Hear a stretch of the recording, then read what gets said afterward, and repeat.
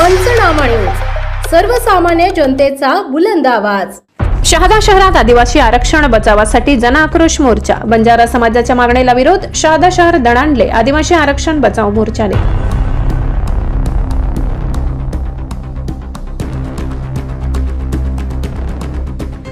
नंदुरबार जिल्ह्यातील शहादा तालुक्यात बंजारा समाजाच्या आदिवासी आरक्षणातील समावेशकाच्या मागणीला आदिवासी समाजाकडून तीव्र विरोध होत असून आज शहादा शहरात भव्य जन आक्रोश मोर्चा काढण्यात आला। हा मोर्चा बिरसा मुंडा स्मारकापासून सुरू झाला। या मार्गात महात्मा फुले, डॉक्टर बाबासाहेब आंबेडकर यांच्या पुतळ्याला अभिवादन करून पुढे जात मोर्चाचे प्रचंड जनसमुदायात सभेत रूपांतर झाले। सभेत मार्गदर्शन करताना आदिवासी नेत्यांनी ठाम भूमिका घेतली। वक्त्यांचे म्हणणे होते, आमच्या आरक्षणावर कुणाचेही गंडांतर चालणार नाही। आदिवासी समाजाचा हा ऐतिहासिक हक्क आहे। आरक्षणाला धक्का लावण्याचा कोणताही प्रयत्न आम्ही सहन करणार नाही। आवश्यक असल्यास आम्ही रस्त्यावर उतरू, व्यापक आंदोलन छेडू। या आंदोलनास बिरसा मुंडा समितीचे अध्यक्ष सुनील सुडे, सचिन पावरा, दीपक ठाकरे, रवी ठाकरे, प्रमोद ठाकरे, सुशील कुमार, सतीश ठाकरे, जय आदिवासी ब्रिगेडचे सुनील माडी, गोपाल गांगुर्डे, वाहरू सोनवणे यांच्यासह माजी मंत्री पद्माकर वडवी, आमदार राजेश पाडवी आणि विविध संघटनांचे मान्यवर सहभागी झाले। मोर्चात जिल्ह्यातील ग्रामसेवक, सरपंच, पोलीस पाटील, आदिवासी संघटनांचे पदाधिकारी आणि हजारोच्या संख्येने आदिवासी बांधवांनी हजेरी लावली। संपूर्ण शहरात घोषणाबाजीचा गजर होत होता। आरक्षण वाचवा, अन्याय रोखा अशा घोषणांनी परिसर दणाणून गेला। मोर्चाच्या पार्श्वभूमीवर कोणतीही अनुसूचित घटना घडू नये यासाठी पोलीस प्रशासनाने भक्कम बंदोबस्त उभारला।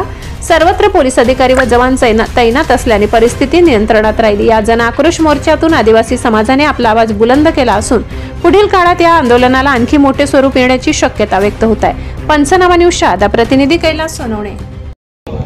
आपल्या आदिवासी समाजामध्ये इतर समाजाची घुसखोरी, बनावट दाखले घेऊन त्या ठिकाणी मोठ्या प्रमाणात घुसखोरी होते। त्या विरोधात देखील आपल्या समाजाचे या जिल्ह्याचे माजी मंत्री आदरणीय केसी पाडवी साहेब असतील, माजी मंत्री पद्माकर वडवी साहेब असतील, सुहास नाईक असतील, इतर जे काही सर्व ह्या जिल्ह्यातले जे आदिवासी समाजाचे राजकीय सामाजिक नेते आहेत ते आदिवासी संघटना आणि सर्वच लोकांनी हायकोर्टापासून तर सुप्रीम कोर्टापर्यंत त्या ठिकाणी आपली बाजू भक्कमपणे मांडलेली आहे। हायकोर्टाने देखील, सुप्रीम कोर्टाने देखील आपल्या बाजूनेच निकाल दिलेला आहे। असं होत नाही म्हणून आता वेगळ्या पद्धतीने आपल्या समाजामध्ये, आदिवासी समाजामध्ये घुसखोरी करण्याचा प्रयत्न चाललेला आहे। महामानव डॉक्टर बाबासाहेब आंबेडकरांनी आदिवासी आणि दलित समाजाला संविधानाच्या माध्यमातून त्या ठिकाणी आरक्षण दिलेलं आहे। त्याची चौकट एवढी मजबूत आहे की ती कोणीही बदलू शकत नाही, कोणी तोडू शकत नाही। अशा चौकटीत आपल्याला त्यांनी ठेवलेलं आहे, ते कदापि शक्य नाही।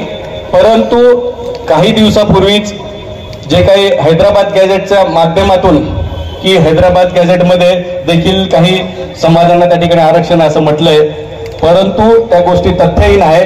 त्या गॅझेटमध्ये ज्या पद्धतीने मराठा समाजाने गॅझेटची त्या ठिकाणी अंमलबजावणी व्हावी अशी मागणी केली आणि त्याच टायमाला गॅझेटचा पूर्ण अभ्यास करून आपले राज्याचे मुख्यमंत्री आदरणीय फडणवीस साहेब यांच्या माध्यमातून त्या ठिकाणी कमिटी स्थापन करण्यात आली। त्या कमिटीचे अध्यक्ष मराठा समाजाचे आदरणीय विखे पाटील साहेबांना नेमण्यात आलं। त्यांनीही त्या ठिकाणी स्पष्ट व्हायला लागली तेव्हापासून प्रत्येक समाजाची बाजू कम मांडाय. आभार. आणि मी मान्य स्वतः नाईक यांना विनंती करतो.